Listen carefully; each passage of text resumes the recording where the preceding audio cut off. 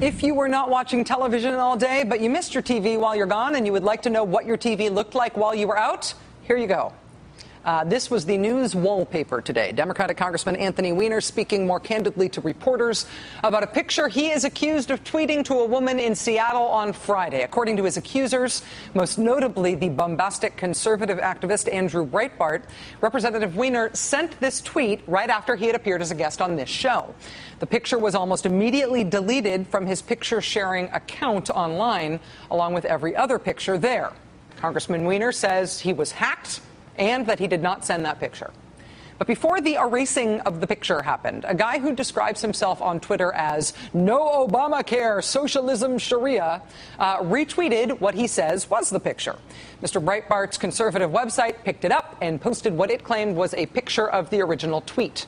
CNN then put Mr. Breitbart on television to brag about this and to make further allegations despite his history of smearing people and getting it wrong and everybody else having to apologize for the mess he made, even though he never apologizes. But the damage was done. Thus began the great big national freakout of early summer 2011. Meanwhile, over the last couple of days, while everyone in the media had their hair on fire about this story, the talented and very smart people who live in the world of the internets, they were trying to figure out what happened. How it could have happened. If the congressman was hacked, as he said he was, if he was pranked, how would that work? How could a person do that? What would that look like? How would you even begin to get away with something like that? Here are a few of those theories. I think this is fascinating stuff. One theory was fleshed out over at Daily Kos. It goes like this. The infamous retweeter seems to have had a preoccupation with the congressman's possible connection to women on Twitter weeks before Friday night. From 2 weeks prior, quote, Representative Weiner loves young girls, follows this one too. Then a blogger at Mr. Breitbart's website asks if it is possible to hack into the picture-sharing service that Congressman Weiner uses, which is called YFrog. So the Daily Kos writer looks at the image of the congressman's Twitter account more closely, and judging from the pixelization of the images and some other visual clues, he concludes that the damage was a composite, saved a number of times, indicating it had been photoshopped. But in order for this theory to be true, one would have to assume that the prankster made a fake Anthony Weiner picture, hacked into the congressman's Twitter account, tweeted a fake link to that picture, claimed the picture was deleted, but he alone had the screen cap, and then spread the word. In other words, it was all a photoshopping scheme elaborately played out on the internet.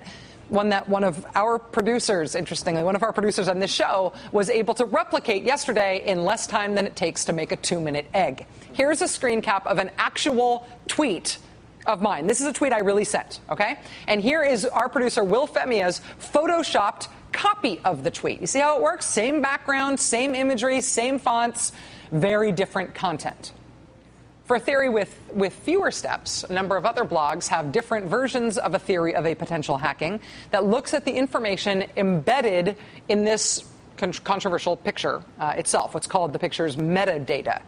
Without getting too techie about it, essentially every photograph contains information about the properties of that photo, size of the image, the device from which it originated, and some other information. And according to one blogger, Congressman Weiner's previous pictures have named his BlackBerry as the camera model name associated with the photo. The lewd picture in question does not. A third, but by no means final theory, has to do with the photo sharing service that I was talking about earlier, YFrog. One way you can share a photo is by emailing it to your YFrog account. So you attach the picture to an email message, you write a message in the subject line. If you're confused right now, don't worry. The important thing is to understand this. You alone are supposed to know your YFrog email address, which you can use to post pictures. One of our viewers pointed out today, however, it's not all that hard to generate a program that would try every possible combination using your Twitter name until you got the right email address to use this service to post pictures. That viewer, who tweets as SARKING, mimicked that process today. She hacked a friend's account at Rumor Holmes, and from his account, from the account that she hacked into, she tweeted this picture to one of our producers. She tweeted it as if she was Rumor Holmes, which she is not.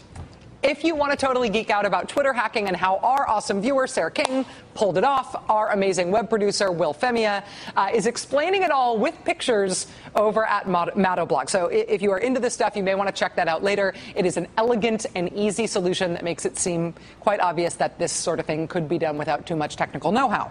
We do not know that any of these theories explain what has happened in the last few days to Congressman Weiner. We don't know what happened there. We do not know anything more about that than you do, or your neighbor does, or your dog does. We do know more than we knew before the brilliant people on the internet started looking into this and doing all the metadata tricks about how it could go wrong if it had gone wrong in the way the congressman says it did. Anthony Weiner has answered a lot of questions about this thing so far. He has not yet answered the question about whether or not the picture in question is actually a photograph of him. But the congressman will join us live next.